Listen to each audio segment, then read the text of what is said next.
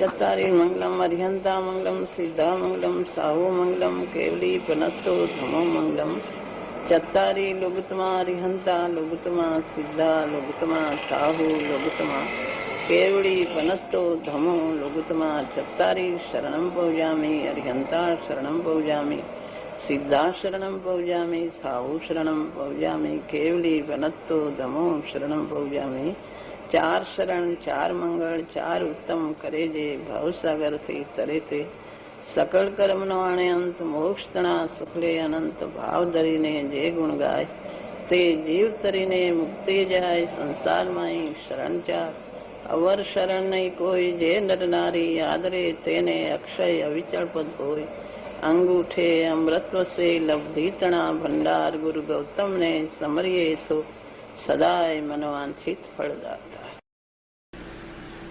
ભગવાનનું સ્વરૂપ ભગવાન વિતરાગ છે, ભગવાન સર્વજ્ઞ છે, એવી રીતે જાણીને ભગવાનની પૂજા કરે તો તેમાં કઈ ફેર પડે?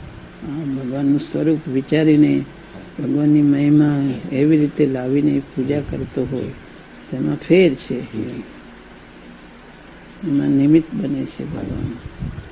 રૂઢિગત પૂજામાં આમાં ફરક છે.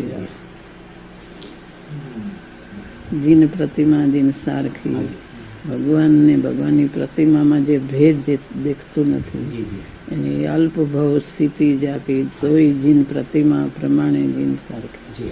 જીન ભગવાનમાં જીન પ્રતિમામાં કઈ ભેદ દેખતો નથી એવો ઉલ્લાસ ભાવ એને અંતરમાંથી આવે છે. ઓ ભગવાન વિતરાગ છે, ભગવાન અને પ્રતિમામાં કાંઈ ભેદ દેખતો નથી એવી અંતરથી ભાવના ભક્તિ આવે છે.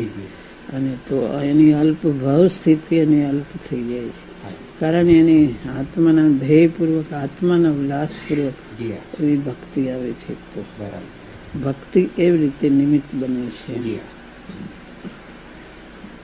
પણ એની સાથે તત્વનો વિચાર ને બધું હોવું જોઈએ, વિચારપૂર્વક હોવું જોઈએ.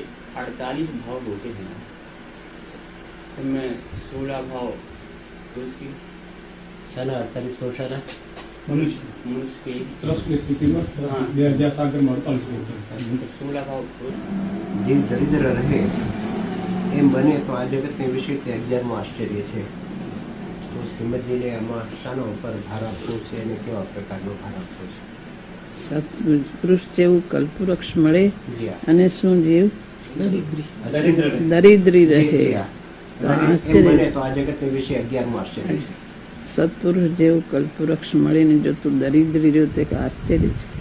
તું આવું કલ્પવૃક્ષ મેળ્યો ને તું તૈયાર ન થયો. શ્રીમદ કહે છે કે તું આવું કલ્પવૃક્ષ મેળવ્યું અને તું તૈયારી કરે. એ તારા આશ્ચર્ય. સત્પુરુષ ની મહિમા એવી છે કે એ નિમિત્ત એવું બળવાન છે કે જો તારી તૈયારી હોય તો તારું બધું દરિદ્ર તૂટી જાય ને તને આત્માની પ્રાપ્તિ થાય. તને મુક્તિનો માર્ગ મળ્યા વગર રહે જ નહીં. તને આત્મા એવો અદભુત તને પ્રગટ થયા વગર રહે જ નહીં.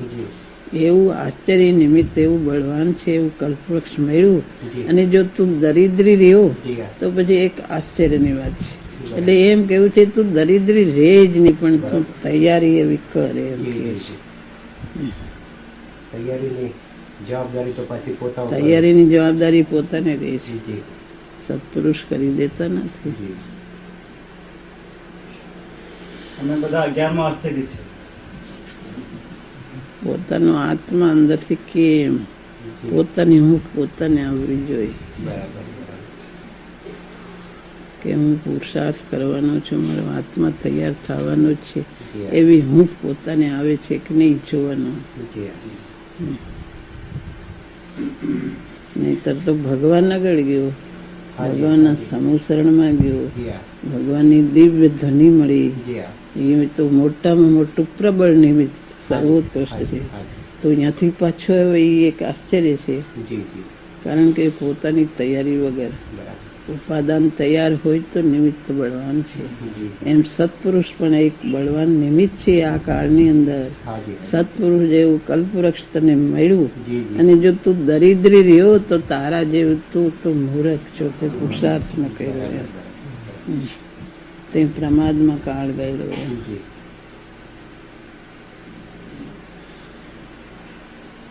કચાશ પોતાનો ઉપાદાન એ કયા પ્રકારની એ તો પોતે જાણી શકે. એ તો પોતે જાણી શકે.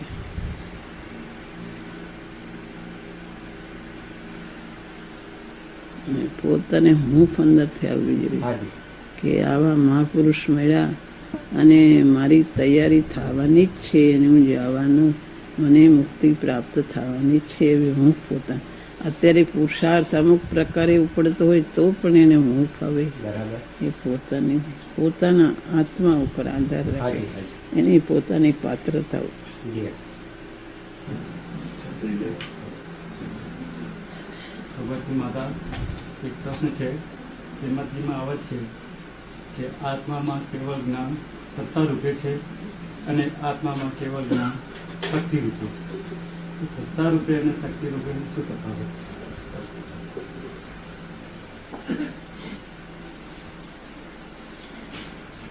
સત્તા રૂપે અને શક્તિ રૂપે, એટલે શક્તિમાં છે જી અને એને કર્મનું નિમિત્ત માત્ર છે.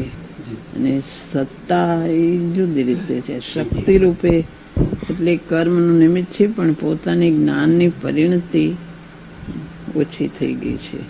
પોતાના જ્ઞાનનું કારણ છે, કર્મનું નિમિત્ત છે.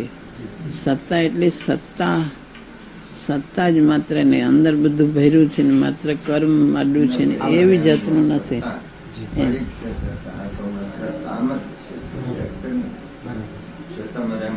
સતંબર એવું એમ કે જે માત્ર સત્તા છે, એમાં સૂર્ય આખો છે પણ આડા વાદળ આવી ગયા છે, અંદર આખો છે એમ નથી.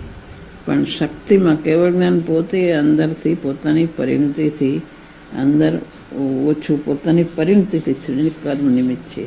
સત્તા એટલે વાદળા કર્મના આડા આવી ગયા ને અંદર એમને ભર્યું છે એમ નથી. એમ શક્તિમાં સત્તામાં એમ ફેર છે. શક્તિ તે યથાર્થ છે. એ વાત યથાર્થ છે, શક્તિનો યથાર્થ છે. સત્તામાં હોય તો વજ્ર પટેલ આડી આવે તો કોઈ એને રોકે નહીં. સત્તામાં એવું પડ્યું નથી કઈ.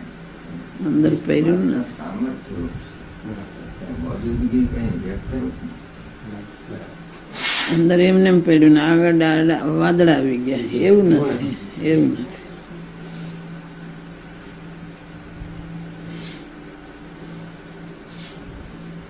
એક બીજો પ્રશ્ન છે, એ શ્રીમદજીમાં જ આવે છે. ચોથા ગ્રંથસ્થાન પહેલા ઉપદેશક હોવાના જોઈએ, એટલે એમાં શું કહેવાનો આશય હશે? યથાર્થ ઉપદેશ તો જો મુક્તિનો માર્ગ જાણે એ જ આપી શકે ને, એટલે એ યથાર્થ ઉપદેશક તો એને જ કહેવાય કે જે આત્માને જાણતા હોય તે જ યથાર્થ વાત કરી શકે છે. જેને મુક્તિનો માર્ગ પ્રગટ થયો, અંદર સ્વાનુભૂતિ પ્રગટ થઈ, તે જ સાચો ઉપદેશ આપી શકે છે. બીજું તો જે હજી સમજ્યા નથી એને ઉપદેશ આપે એ તો બધું એમ, પણ આત્માથી હોય અને ગુરુ આગળથી સાંભળ્યો હોય, ગુરુનો આશય સમજીને એવા દ્રવ્ય ક્ષેત્ર કાળભાવ જાણીને એમ ઉપદેશ દેતા હોય તો એ વાત જુદી છે. બાકી બરાબર યથાર્થપણે ચાળે પડખેથી ઉપદેશ દેનારા તો જેને સમ્યક દર્શન પ્રગટ થયું તે આપી શકે છે.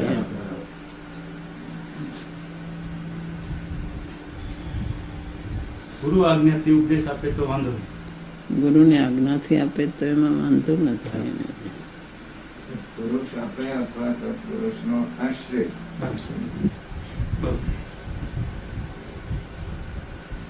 જે ગુરુએ કીધું એ આશય સમજીને, ગુરુની આજ્ઞાથી અથવા એમનો આશય સમજીને એવો આત્માથી ઉપદેશ આપે તો એમાં વાંધો નથી.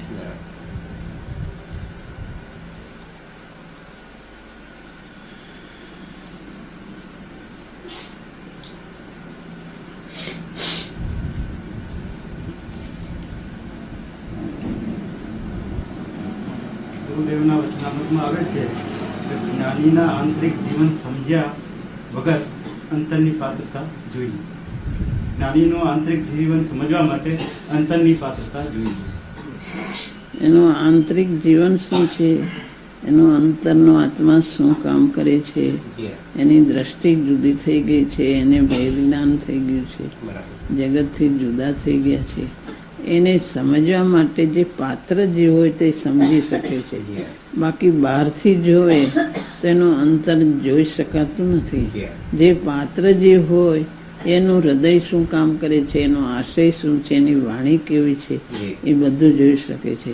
બાકી તો ગ્રસ્તાશ્રમમાં હોય અને એના કાર્યો દેખીને નક્કી કરે તો એ કાંઈ પાત્ર જીવ ન હોય ને માત્ર સ્થૂળ દ્રષ્ટિએ એ આમ કામ કરતા હતા ને એ અહીં બેઠા હતા, આમ બોલતા હતા, આ કરતા, એમ બહારથી જોવે તો યથાર્થ જાણી શકતા નથી.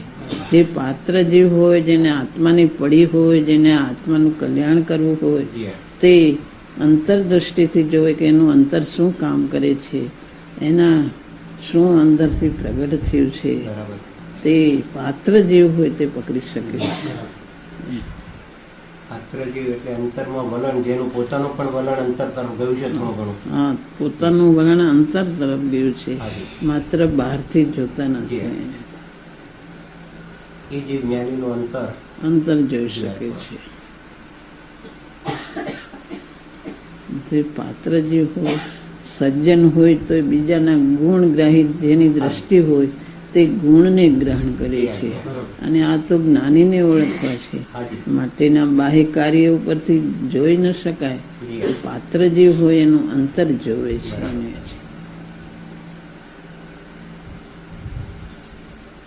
કોઈ સજ્જન હોય તો બીજાને ઓળખવા માટે સજ્જન હોય એના બહારથી નથી જોતો, એના ગુણ ઉપર જોવે, સ્થૂળ લૌકિક તો આ તો જ્ઞાનીને ઓળખવા છે. માટે પોતાનું અંતરમાં વલણ હોય, જેને આત્માની પડી હોય તે જોઈ શકે છે જ્ઞાનીને.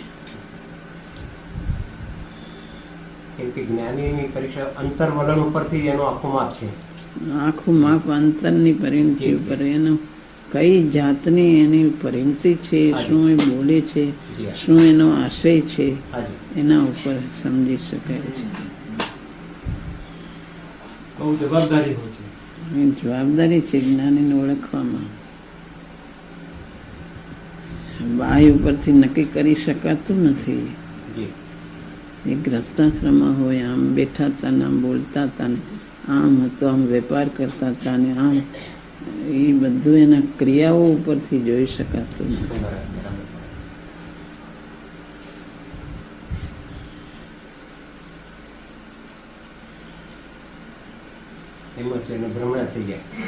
ભ્રમણા થઈ જાય છે બાહ્ય ક્રિયાઓ જોવાથી.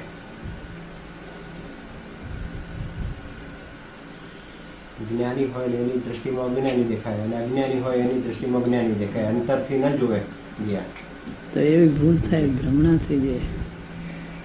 જ્ઞાનીને બીજી દ્રષ્ટિએ જો અજ્ઞાની, અને જેની દ્રષ્ટિ વિપરીત હોય એને સાચું માની લે, કારણ કે બહુ જોરથી ઉપદેશ દેતા હોય, બધું બહારથી બહુ દેખાવ બરાબર હોય, ત્યાગ ને બધું એવું હોય તો એને પકડી શકે નહીં. સૌક્ષમ જ્ઞાન હોય, ત્યાગ હોય, એવું બધું જોઈને ખોટું નક્કી થઈ જાય અને એવું થઈ જાય. તો બાહ્યાંતર વિભવો તારા તારે નાવ મોક્ષ.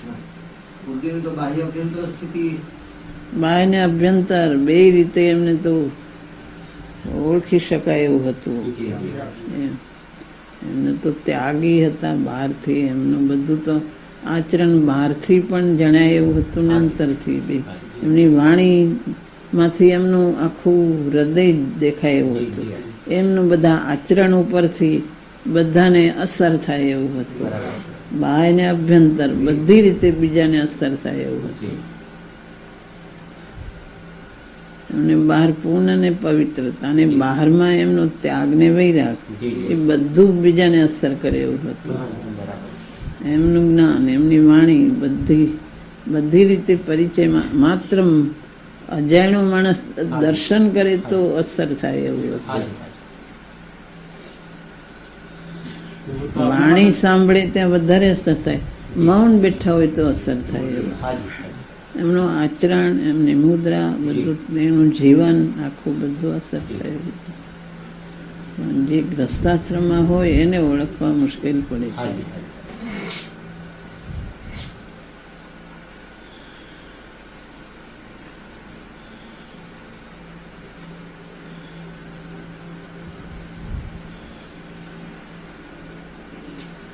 માતાજી ગુરુદેવસિંહના વચનામૃતમાં આવે છે કે પુરુષાર્થ રહિત થઈને દ્રવ્યની યુગની વાતો કરે તો તે નિશ્ચયાભાસ છે. તો એમાં પુરુષાર્થ કોને કરવો?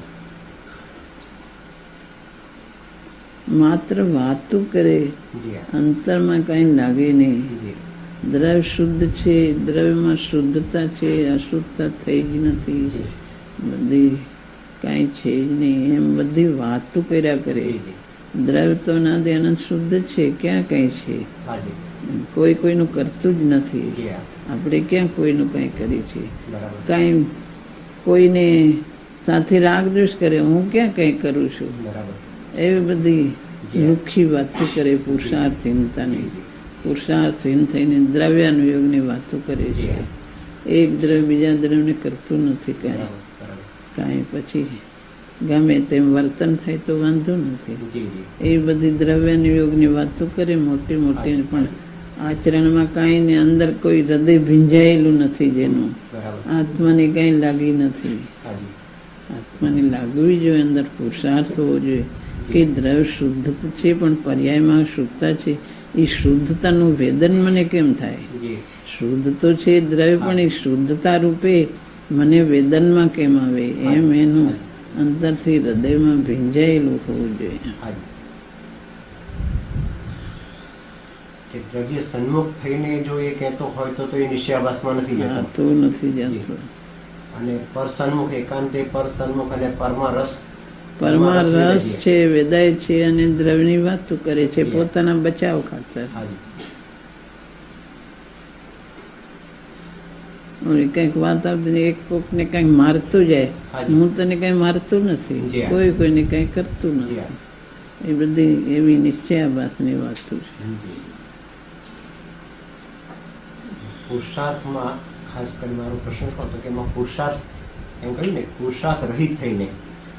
પુરુષાર્થ વગરનો થઈને પુરુષાર્થ કઈ કરતું નથી. જી જી. મારે દ્રવ્યને ઓળખવું છે, મારે આત્મા કેમ મારો પ્રગટ થાય, શુદ્ધતા અંતરમાં છે, એ શુદ્ધતા કેમ પ્રગટ થાય, બરાબર. એ શુદ્ધાત્માની પર્યાય મને પ્રગટ થાય ને શુદ્ધ રૂપે હું જી. પરિણમન કરું, એવી જાતની અંદર ભાવના નથી, એવી જાતનું આત્મા તરફ વલણ નથી, હાજી. કાંઈ નથી. મને કેમ ભેજ્ઞાન થાય, હું જ્ઞાતા રૂપે પરિણમન કરું કેવી બરાબર. રીતે? બરાબર. જ્ઞાતા તો છે પણ જ્ઞાતા રૂપે પરિણમન કરું, કરતા નથી, જ્ઞાતા છે. હાજી. પણ જ્ઞાતા રૂપે મને વેદનમાં કેમ આવે? હાજી. એવી જાતનો અંદર પુરુષાર્થ કરે, વિચાર કરે, નક્કી કરે બરાબર. તો પુરુષાર્થ, એ તો એને પુરુષાર્થની ભાવના છે, હાજી. કાંઈ પોતા તરફ વળે છે. જી જી. તો એ જાતનું કાંઈ નથી, બરાબર. માત્ર બોલવાનું છે. જી જી. દ્રવ્યાનું યોગની વાતો